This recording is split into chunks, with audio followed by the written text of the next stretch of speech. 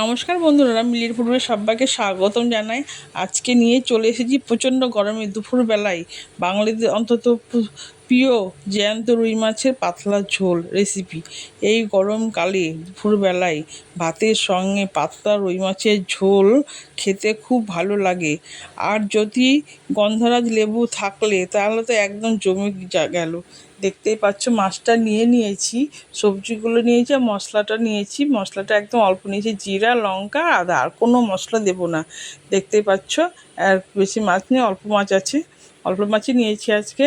এই জিরে লঙ্কাটা দিয়ে দিলাম, আগে একটু গরম করে ভেজে নিলে তারপরে জিরাটা ভেজে নেব। জিরাটা ভেজে নিলে হয়ে গেল, দিয়ে নামিয়ে দিয়ে ওই কড়াইতে গরম তেল গরম করে এবার মাছটা আমি ছেড়ে দেবো। তেলটা দেখতে পাচ্ছ, দিয়ে মাছটা ছেড়ে দিলাম। তেলের মধ্যে দেওয়ার পর তখন মাছটা উল্টিয়ে দেব। এই যে মাছটা উল্টিয়ে দিলাম, এক পিঠ লাল হয়ে গেছে, আর এক পিঠ এবার লাল করে ভাজবো। একটু লাল করে ভাজলে মাছটা খেতে ভালো লাগবে, টেস্টি লাগবে। আজকে বেশি মাছ নিয়ে অল্প মাছ নিয়েছি, অল্প মাছে রান্না করবো। আর ওই মাছের তেলে জিরা ফোড়ন দিয়ে দিলাম, আর তেজপাতা কোনো কিছু ফোড়ন দেবো না। দিয়ে দিলাম পটলটা দিয়ে আগে একটু ভেজে নেবো লাল লাল করে তেলের মধ্যে। বেশি তেল দেবো না, দেখতেই পাচ্ছ অল্প তেল মশলায় আজকে একদম পাতলা রুই মাছের ঝোল করবো। খেতে খুব ভালো লাগবে, দুর্দান্ত লাগবে, কী বলবো।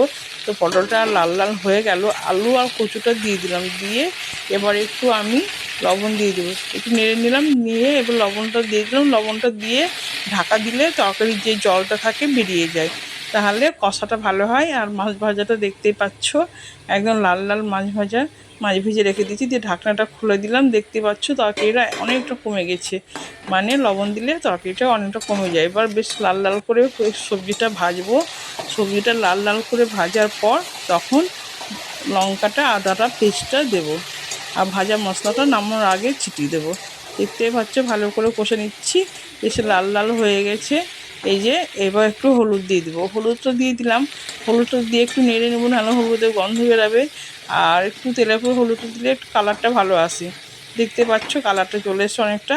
আর কালার না হলে তরকারি খেতে ভালো লাগে না। এবারে পাতলায় দেখতে পেলে একদম লঙ্কা আর আদা পেস্ট দিয়ে ভালো করে কষবো। এই যে কষছি, আর তরকারি সবজি জিনিস যত কষবে ততটাই ভালো লাগবে খেতে, আর না কষলে ভালো লাগবে না। আমার মা ঠাকুমারা বলতো, আর মা তো বেশি বলতো। দেখতে হচ্ছে আমার মায়ের হাতে রান্না খুব ভালো ছিল, মানে সুপার রান্না ছিল। মায়ের রান্না তো তুলনাই হয় না, সেই তুলনায় আমি কোনো কিছু রান্না করতে পারি না, যেটু করে অল্প পারি। যাই হোক, জল দিয়ে দিলাম। এই যে জলটা দেওয়ার পরে এবার ফুটবে, ফুটার পরে এবার ফুটে উঠবে, তরকারিটা সেদ্ধ হয়ে গেছে। দিয়ে এবার দিয়ে দেবো আমি মাছ, যে মাছটা আছে, কটা মাছ আছে ওই মাছ কটা দিয়ে দেবো। দিয়ে এই যে একদম এবার ঝোলটা বেশি কমাবো না, এবার ফুটে উঠবে একটু, দিয়ে তখন মশলাটা দিয়ে নামিয়ে নেব। যে ভাজা মশলাটা রেখেছিলাম জিরা ভাজাটা, সেই জিরা ভাজাটা দিয়ে দিলাম। অল্পই তো দিয়েছি, দেখতে পাচ্ছ একদম পাতলা ঝোল বলে অল্প দিয়েছি। আজকে খাওয়াটা মানে একদম জমে যাবে। আর আমি এই রকম ধরনেরই খাবার খাই, কেন বেশি রিচ খাবার খাই না। যেসব রিচ খাবারগুলো করি ওইগুলো আমার ছেলে বেশ ভালোবাসে, ওর জন্য ওই রিচ খাবারগুলো করা হয়। আর আমি যা খাই একটু পাতলা, তেল মশলা কম। দেখতে পাচ্ছ রেসিপিটা হয়ে গেল, কালারটা ভালো এসছে, আর ঝোলটা পাতলা একদম, কোনো গাঢ় নেই, বেশি মশলা নেই। তোমার তো দেখলেই বেশ। আমার রেসিপিটা এখানে শেষ হলো। ভালো লাগলে লাইক, শেয়ার, কমেন্ট করো। টাটা বন্ধুরা।